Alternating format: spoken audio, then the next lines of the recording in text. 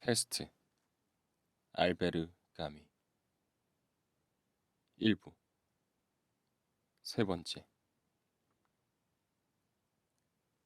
수위의 죽음은 영문 모를 징조들만 난무하던 한 시기에 종지부를 찍었고, 초기에 뜻하지 않은 놀라움이 차츰차츰 뚜렷한 낭패감으로 변해가는, 상대적으로 더 어려운 다른 한 시기의 시작점을 찍어 놓은 것이라고 말할 수 있으리라.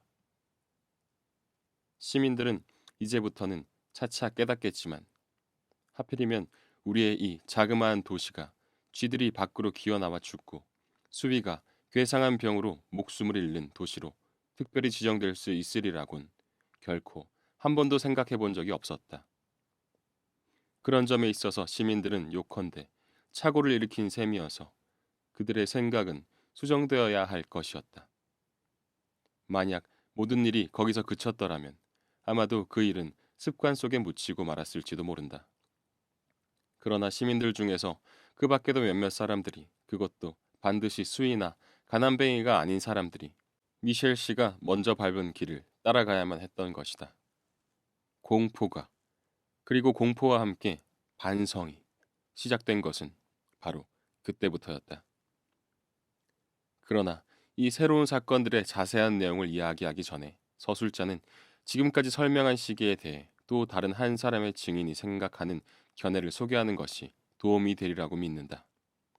이 이야기 서두에서 이미 만난 적이 있는 장 타루는 몇 주일 전부터 오랑에 와서 자리를 잡고 그때 이후 시내 중심가에 있는 한 호텔에서 살고 있었다. 보아하니 그는 자기 수입으로 살기에 꽤 넉넉한 형편인 것 같았다. 그러나 그의 얼굴은 오랑시에서 점차 익숙해지고 있었지만, 그가 어디서 온 사람인지 왜 그곳으로 온 것인지를 아는 사람은 아무도 없었다.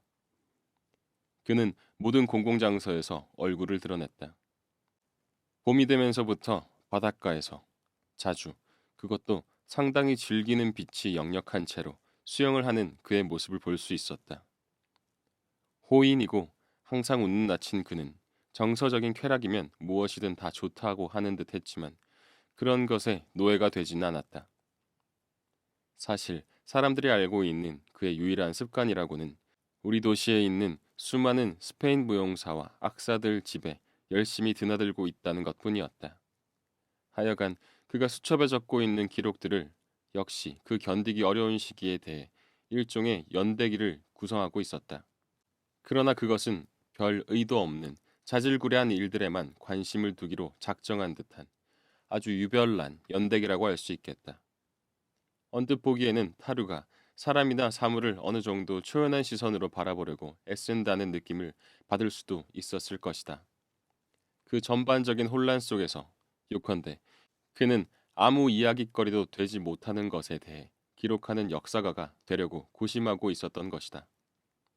아마도 우리는 그와 같은 고의적인 태도를 개탄스럽게 여기고 그것이 혹시나 메말라버린 그의 마음의 발로가 아닐까 하는 의혹을 품을 수도 있으리라.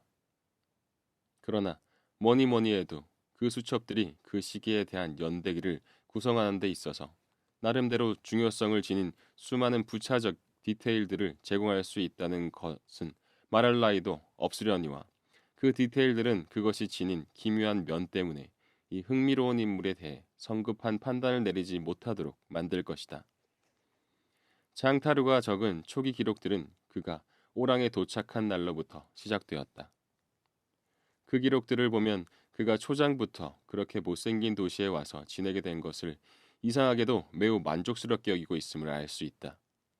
거기서 우리는 시청의 장식으로 들여놓은 청동 사자상 2마리에 대한 자세한 묘사, 시내에 나무 한 그루 없다는 점이라던가 볼품없는 집이라든지 이치에 맞지 않는 도시의 짜임새 따위에 대한 호의적인 평가를 읽을 수 있다.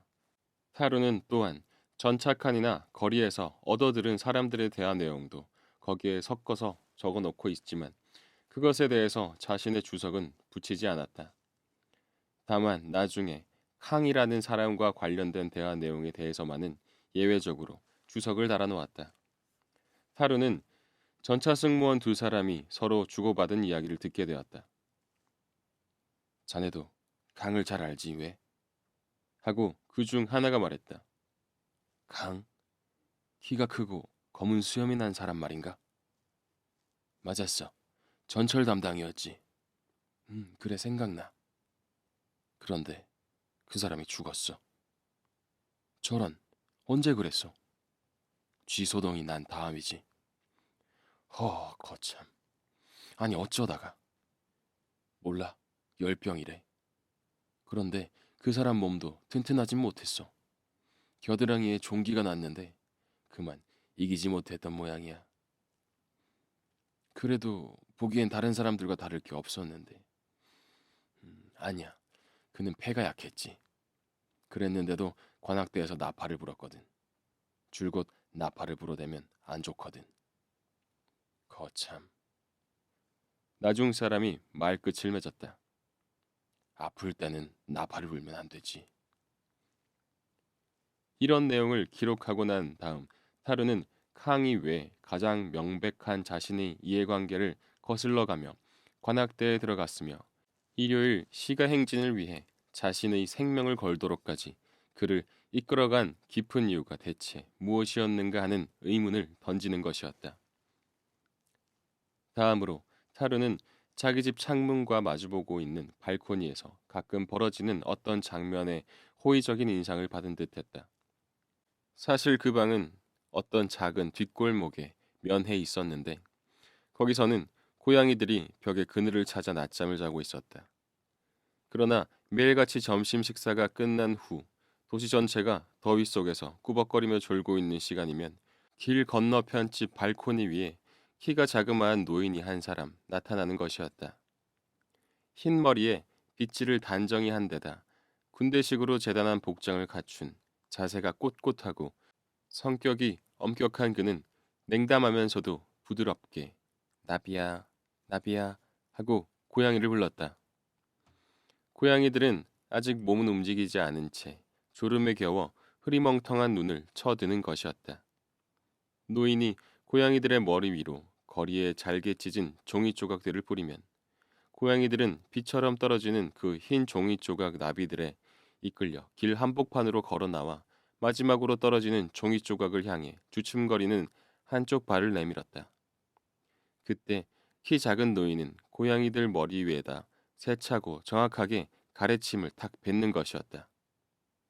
그 가래침들 중 하나가 목표물에 맞으면 그는 신이 나서 웃어댔다. 결국 타르는 그 외관과 활기와 심지어는 쾌락들까지도 영리적 필요에 따라 좌우되고 있는 것 같아 보이는 이 도시의 상업적 성격에 결정적으로 매혹된 모양이었다.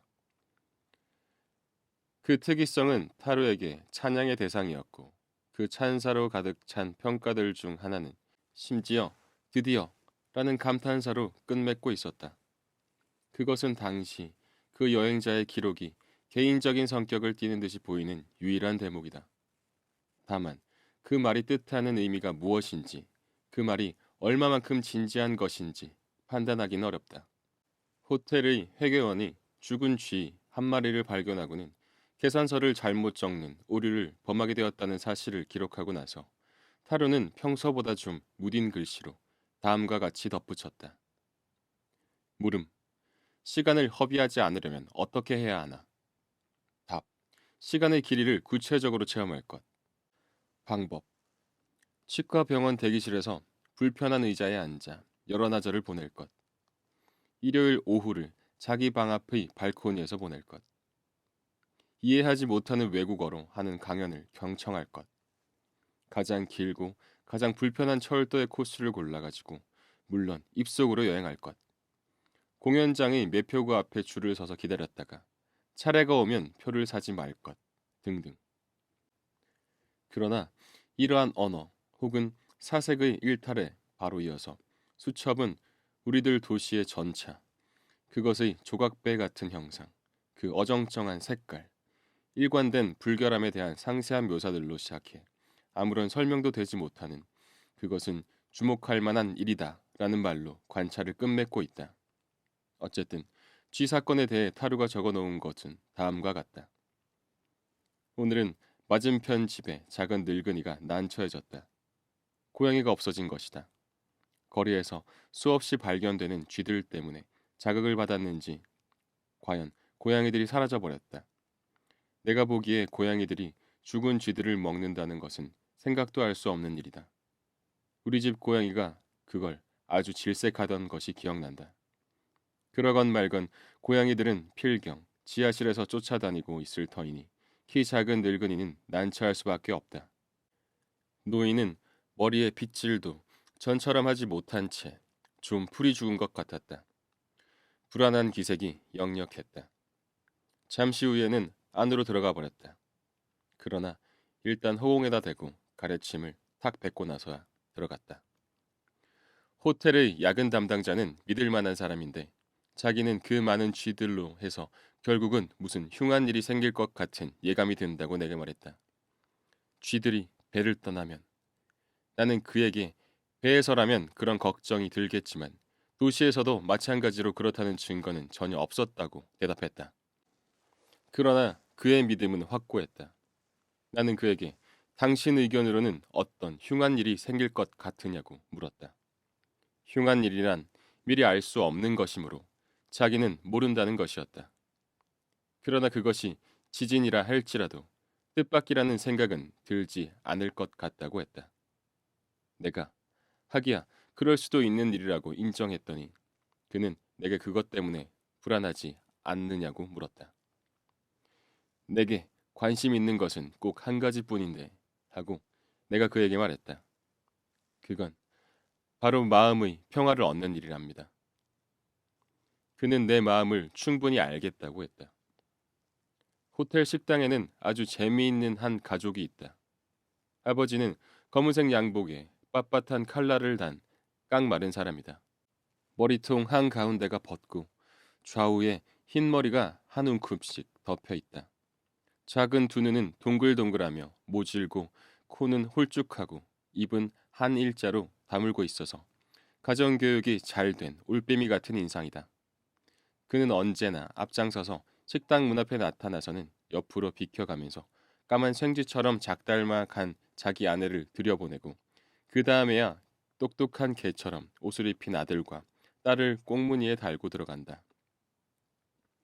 자기네 식탁에 이르면 그는 아내가 자리를 정하고 앉기를 기다렸다가 자기도 앉는다.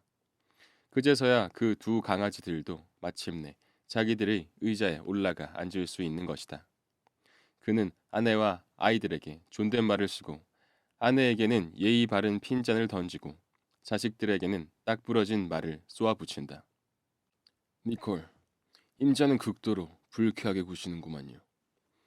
그러면 딸아이는 눈물이 글썽글썽해진다.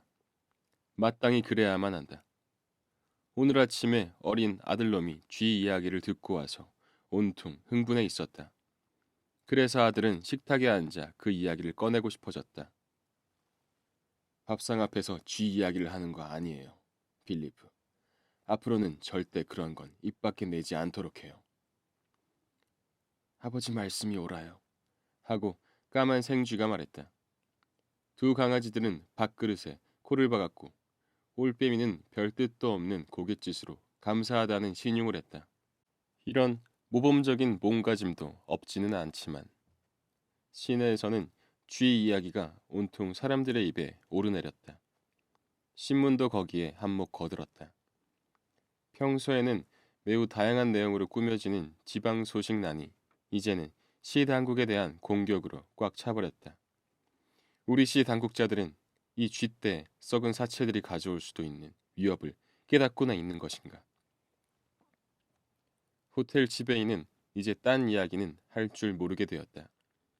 그러나 그것은 속이 상해서 그러는 것이기도 했다. 도대체 점잖은 호텔의 엘리베이터 속에서 쥐가 발견되다니 그에게는 상상도 할 수 없는 일이었던 것이었다. 그를 위로하려고 나는 그에게 누구나 다 당하는 일인데요. 하고 말했다. 바로 그 말씀입니다. 하고 그가 대답했다. 우리는 이제 누구나와 마찬가지 꼴이 되었다. 이겁니다. 사람들이 염려하기 시작한 그 문제의 돌발적인 첫 사례들을 내게 말해준 사람이 바로 그 지배인이었다. 자기네 호텔의 하녀 한 사람이 그 열병에 걸렸다는 것이었다. 그러나 물론 전염성은 아닙니다. 하고 그는 황급히 못을 박았다. 나는 그에게 전염성이건 아니건 내게 마찬가지라고 했다. 아, 알겠습니다. 선생님도 저와 같으시군요. 선생님은 운명론자세요. 나는 그런 말을 한 적이 없었다. 게다가 나는 운명론자가 아니다. 나는 그에게 그렇게 말해주었다. 사람들 사이에서 불안의 대상이 되고 있는 그 원인 불명의 열병에 대해서 타루의 수첩이 좀 더 자세하게 이야기를 하기 시작한 것은 여기서부터다. 쥐들이 자취를 감추면서부터 그 키 작은 늙은이는 고양이들을 다시 보게 되어 끈기 있게 조준하며 가래침 사격을 해대고 있다는 기록과 함께 타루는 그 열병에 걸린 환자의 수가 이미 10여 명을 헤아리기 시작했으며 그중 대부분이 치명적이었다고 부기하고 있었다. 참고 자료가 될 수 있으므로 끝으로 여기에 타루가 묘사한 의사 리유의 모습을 옮겨 적어두어도 무방할 것이다. 서술자의 판단으로는 상당히 충실한 묘사라고 볼 수 있다. 35살쯤 되어 보인다. 중키, 딱 벌어진 어깨, 거의 직사각형에 가까운 얼굴, 색이 짙고 고든 두 눈이지만 턱뼈는 불쑥하게 튀어나왔다. 굳센 콧날은 고르다. 아주 짧게 깎은 검은 머리, 입은 활처럼 둥글고 두꺼운 입술은 거의 언제나 굳게 다물고 있다. 햇볕에 그은 피부, 검은 털, 한결같이 짙은 색이지만 그에게는 잘 어울리는 양복색 같은 것이 어딘가 시칠리아 농부 같은 인상을 준다. 그는 걸음걸이가 빠르다. 그는 걸음걸이를 바꾸는 법도 없이 보도를 걸어 내려가지만 3번이면 2번은 가볍게 껑충 반대편 보도로 올라간다. 자동차를 운전할 때는 방심하기 일쑤여서 길 모퉁이를 회전하고 난 뒤에도 깜빡이를 끄지 않은 채 가고 있다. 늘 모자를 쓰지 않는 맨머리다. 세상사를 훤히 다 꿰뚫어 보고 있는 듯한 표정.